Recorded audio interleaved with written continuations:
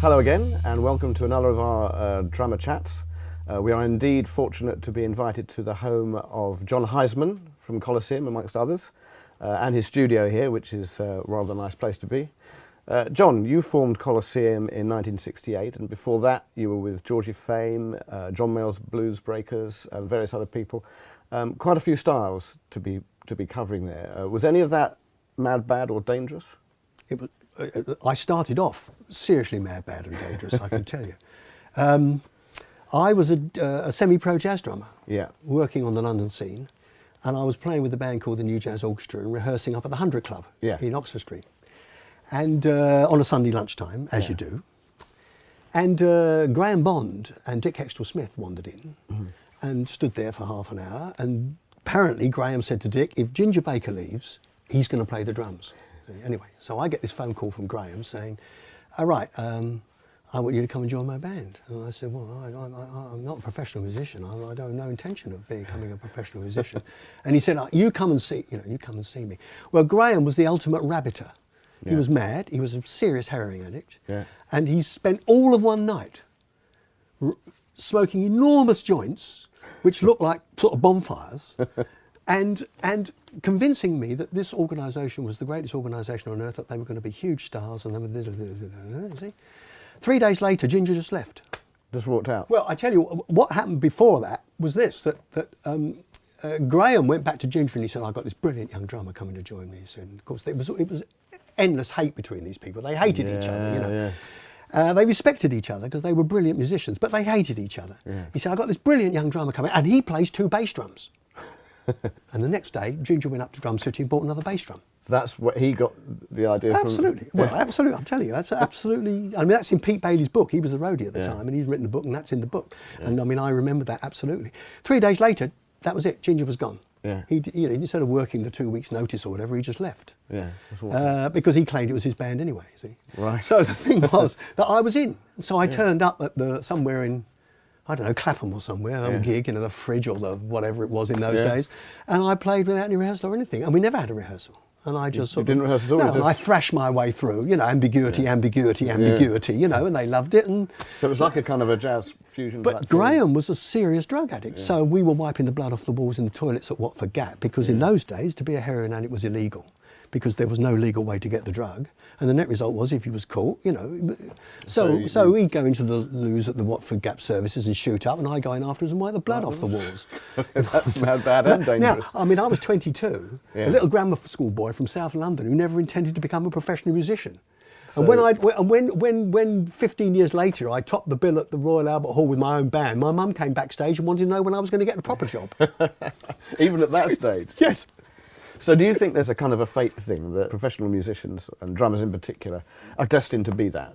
Drummers are a special case because, you see, drummers don't deal with all that nasty business like chords and keys and all this rubbish, They're working at a much more primeval level, first of all. But secondly, they have enormous control over the other musicians. So the result of that is they are effectively conductors.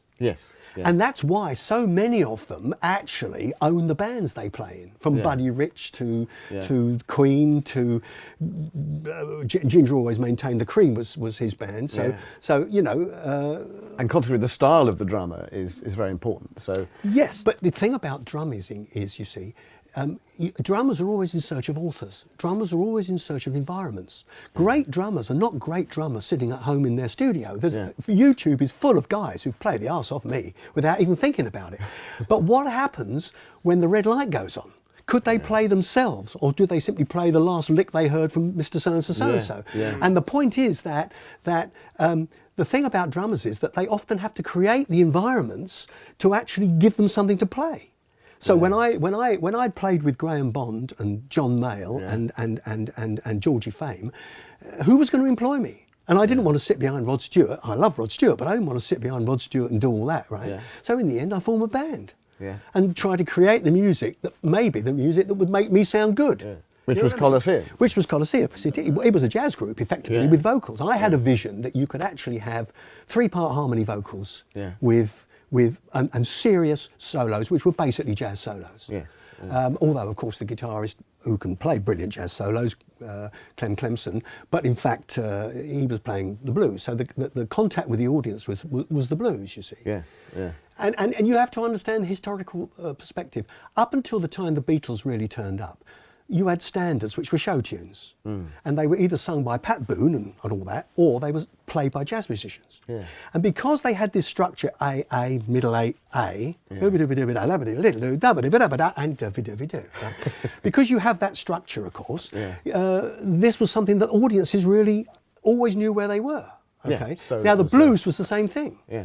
The blues, you could be playing right out on the end of a line, but the audience already knew because of exactly the same thing. So they had their format. Exactly. So these kind of circles were very important, you know. Yeah. And that was the context for actually forming a band and having actually a blues base to it. But in the end, we went off on a journey. Was a lot of that fairly well rehearsed, or was a lot of it kind of improvised? Well, it was very well rehearsed, but nothing was ever written down. Yeah.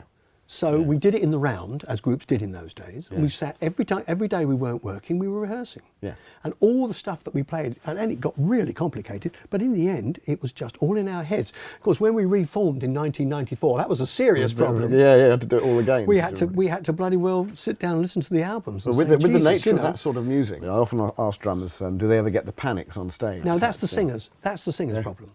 The thing about the average drummer, most drummers, is they worked for this. Yeah. All right. They started off and they couldn't play at all. Yeah. All right. Nothing worked. It takes a long time to get to any So particular... basically, you work at it, you get hooked, you work at it, you talk, you see, you maybe have lessons. I never did, but a lot of people do. But when you finally get out on that stage, basically you've got that underneath you. The trouble with singers is they could always do it. They don't know how they do it. Yeah, they were just singing from... They were singing from 4 years old, in tune, and suddenly, you know, they're 23, 24, and there's 5,000 people, 10,000, 50 out the front, and they don't know how they got there. They don't know how they do it. So they're always afraid that one day they're going to climb those stairs. Ladies and gentlemen, will you welcome... And then what do, you know? So singers are a problem, have always been a problem. So you don't get the panic attacks when playing live or anything like that? No. What about nerves beforehand and that kind I of thing? used to have terrible nerves before any gig. Didn't matter how big the gig was. I was absolutely terrible. It got really bad with Colosseum, in the middle of Colosseum, be thrown up in the toilet before a gig. As soon as I walked out on that stage, I had no problems at all. And over the next 10 years, all that disappeared. I think I went through, you know, everybody does. I'd come up so fast from nothing. You know what I mean? So I hadn't all a stopped. bit of a shock. I didn't have a holiday for 4 years. We worked every night of the week. Sometimes we did doubles, you know. And the net result was I got into Colosseum, and I think basically at the end of Colosseum I was shot. So if I was to say to you, dramas mad or sane, what would be your response? I think there's... Super sane, shall we say? I don't subscribe to the idea that they're mad. I think they look mad, they sound mad, and they often act mad, but actually inside there, they absolutely have it covered. It's the sanest thing you can do. I absolutely think so. It's a therapeutic thing to do, isn't it? It's like it's a fantastic. sport to a degree as well. It's fantastic. I mean, in a sense, that they did a makes survey working out what were the exercises that people could do that didn't ultimately damage them. In other words, you go out jogging on the street, in the end you're going to have all sorts of problems, right? Drumming. Yeah. They came to the conclusion after doing this big survey that the thing you could do right on and on and on without doing any real damage. You play the drum and everything works. All the circulation. Well, I've worn serious earplugs since the early 80s. Actually, you get the full frequency range, but you get it cut right down. I've used those, and they're fantastic. That's the only way to go. What about styles of drumming? I mean, obviously your favourite would be jazz.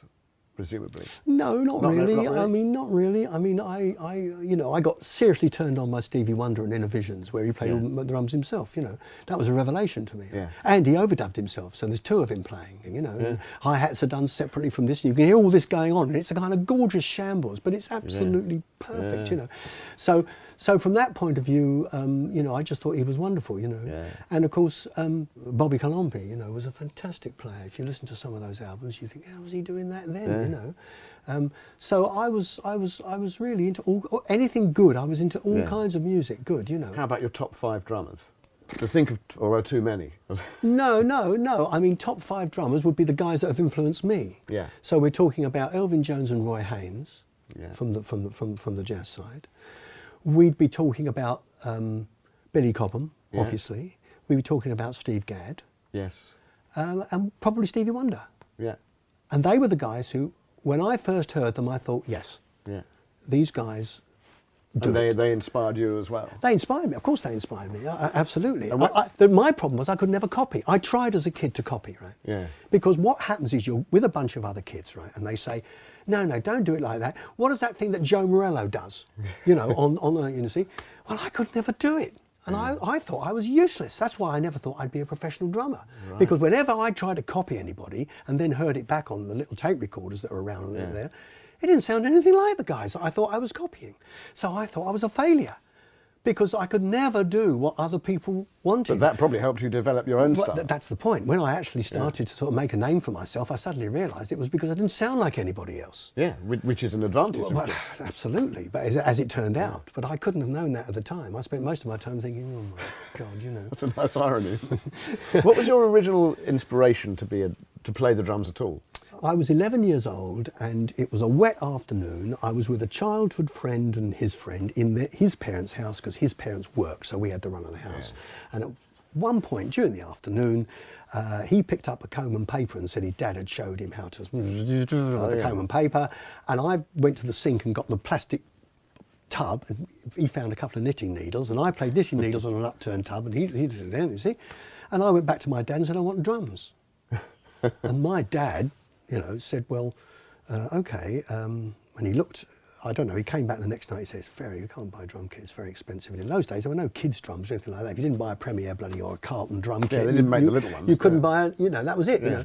And so he made a kit, He made you a drum kit? He made me a drum kit. We went down into the cellar and he made me a drum kit. And it consisted of a washboard and a paint can, a big paint can. And he was in the bookbinding business, so he got some vellum. He ordered some vellum from a company called H. Band and Company, who did who did bookbinding vellum, and he stretched it across this paint can. And I borrowed a Boys Brigade symbol from the Boys Brigade at the church. I had a drum kit. Did my first gig on that. Great. and then I saved my pocket money, and I pleaded with my parents to give me some money, and I went up to Doc Hunt's, and I went in and said, right, I've got £6.10, and I want a snare drum and a hi-hat. £6.10? £6.10 I had.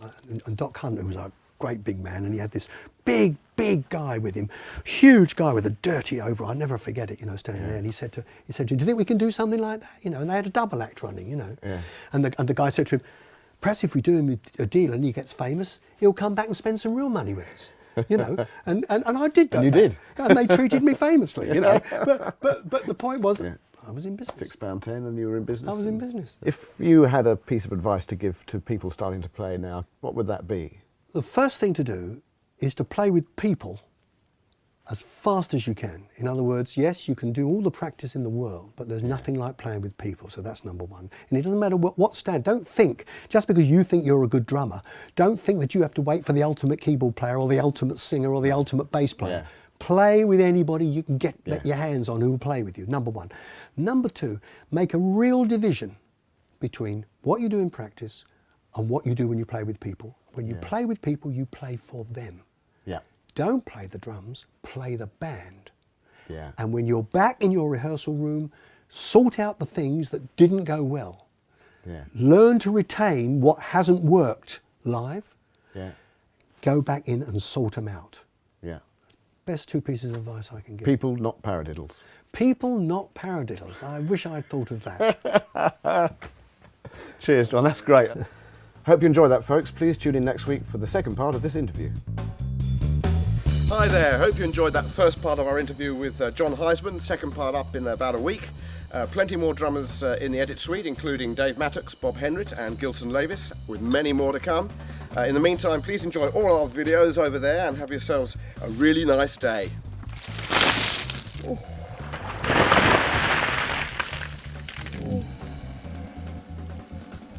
Thank you.